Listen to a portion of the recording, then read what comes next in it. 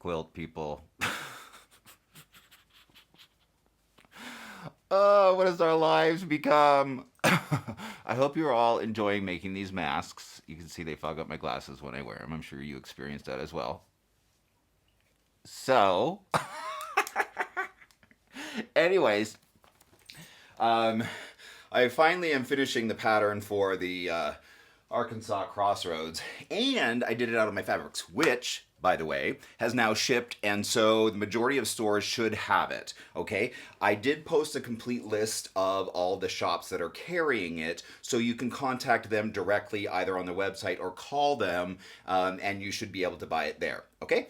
So that's the first thing that we're doing. And I wanted to show you what this pattern looks like in my fabrics because I think it's really cool. All right. So this was the original Arkansas Crossroads, right? And it was kind of done with more traditional, almost vintage fabrics, right? And I'll show you a quick close up of that so you can see what that looks like.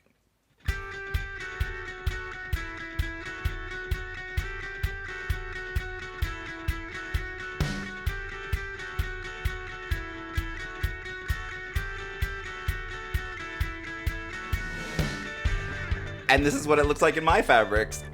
I love it so much.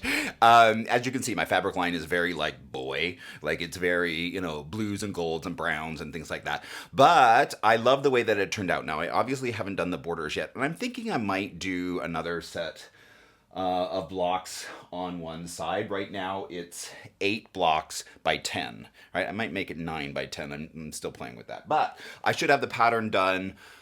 In the next few days. All right, so I'll have that, and then I'll put the borders on and quilt it, and I think it's going to be really cool. But I hope that you like it. I really do. I think it's very cool, and I think it shows off my fabric line really well. I'm very, very pleased with that. So if you've been wanting this pattern, look for that. I'll have it, like I said, in the next few days. Now, this pattern does require flying geese, right? Little secret, I've always been terrible at them. I totally am. Terrible. But at least I can admit it, right? Admitting is the first problem, yeah? So I found a really cool technique to do it online. Hold on a second, let me grab it. So this lady here I found online, and her YouTube video for making flying geese is kind of amazing. It's not a technique I had seen before, so I'm eternally grateful to her. Her name is Melanie Ham, and her YouTube channel looks like this. Right? So if you want to follow her, she does new videos every Friday. She's great. So I just want to give props to her and give her total credit for this. She taught me how to do flying geese. So I am, like I said, really grateful for that. And I want to pass along her technique to you, and not at all am I saying that this is my technique. This is very much hers. I don't know where she got it from, but it's brilliant. And she also has on her website kind of what you need in order to make it work. Right? Because mine are 1.5-inch finished squares, and so obviously the flying geese are twice that. But there's a chart here to show you exactly if you're making a different size what you need to cut. So I'm going to show you her technique on that, and it's really pretty cool. Ooh, and I got a present. Oh my God, this craft iron. It's so much fun.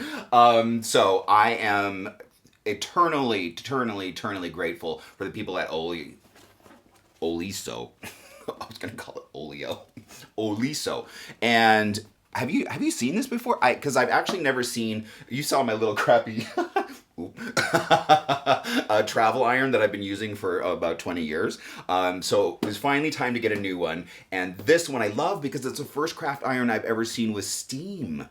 So it's super hot anyways. Their other one too. Have you seen that? It's super cool. It has the little feet that go up and down. Anyways, I'm just thrilled about it. I'm super happy. And I'm so glad that I was able to pick that up at Road to California this last January. So that's what's going on here. Let me show you the flying geese technique that I learned from Melanie Ham, who, by the way, has 603,000 followers on YouTube. Why? I'm all like 8,000. Anyhow, good for her. She does great work. And like I said, I really am thankful for her teaching me how to do flying geese. So let's get started. So for my pattern, I'm using Flying Geese, and some of you might be like, what's a Flying Geese? And why is it a flying goose? But it's this right here that has both this really light and this really dark color on it. Okay, so it's that singular unit that is twice the size of all the rest of the blocks. Okay, so the finished size for mine is 1.5 inches by 3. Okay, so that's what we're going to be learning how to do today. And so if you are doing this pattern, please reference back to this tutorial because it won't be in the regular tutorial for the pattern. All right, so that's the size we're going to be doing, and I'll show you how to do it. Step number 1, you're going to cut 4.5-inch squares of the background fabric, okay? And then the little V part that we're going to be putting in here is cut from these, which are 2.5. So this is 4.5 inches square. These are 2.5-inch square. What you do is you place them face to face in the corners like this. All right, easy enough. And then you get a straight edge and a pen, preferably wash away ink, right? And then just draw a line from corner to corner, shablam. And then in the same way that you do the half square triangles technique that I have on my YouTube channel, with a 1/4-inch foot, so 1/4-inch foot on either side of that line. Okay, so let's do that next.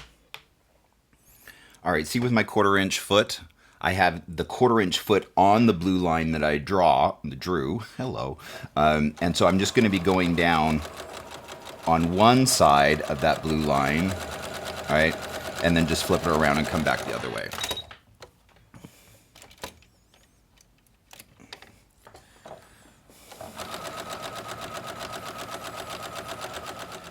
The next step you're gonna do is just essentially cut along the blue line. Easy enough, right? Separate it into 2 sides. Shablam, okay? Then you're gonna take it to the ironing board and you're gonna iron these up like that, okay? On both sides. Let me show you something about this iron that I think is really cool. Watch this.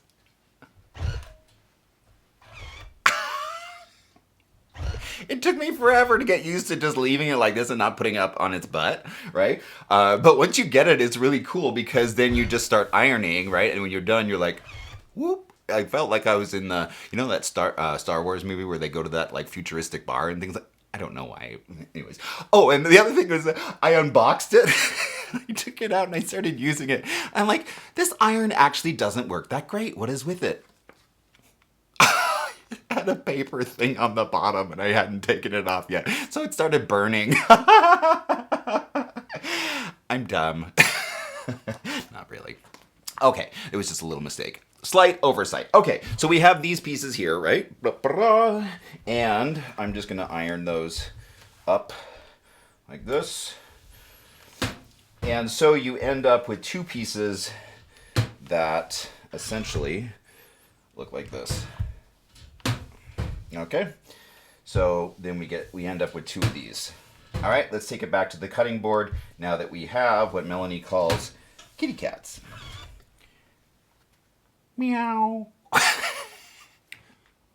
So now that we have these, we're going to take 2 more squares, right? And do kind of just what we did before, which is set them in the corner as well. Actually, I take that back. I was doing that originally, but then by the end I was like, okay, there's actually an easier way to do that. So before you put it on that piece there, just take your ruler and draw a line point to point. Then put it on there.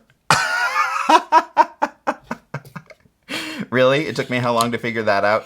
Draw the line on the square prior to putting it on its neighbor, okay, that it's going to be attached to.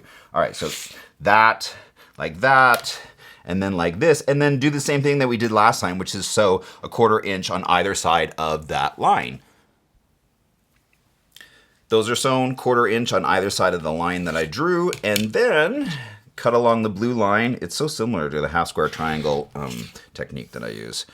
And then like this, right? Shablam, iron it open, you have yourself a perfect flying geese. Okay?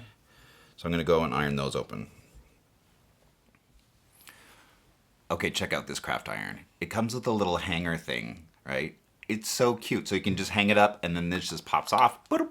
And there you go. And then the little steam buttons are on the side, which are super, super, super cool.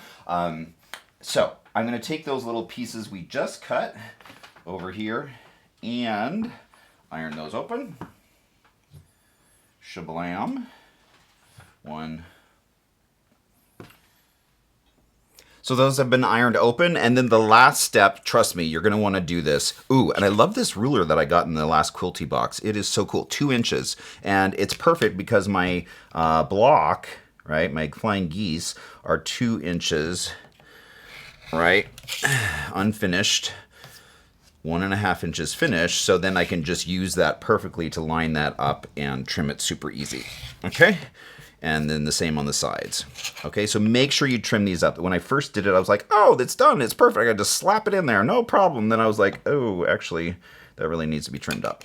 Okay, so then, I'll just find my mark here. Make sure you do the sides as well. So that's it. And you end up with a perfect, right, 2-inch by 3.5, unfinished, 1.5 by 3 finished. By the time it goes into, right, this little piece here, right, can you see that? Bop.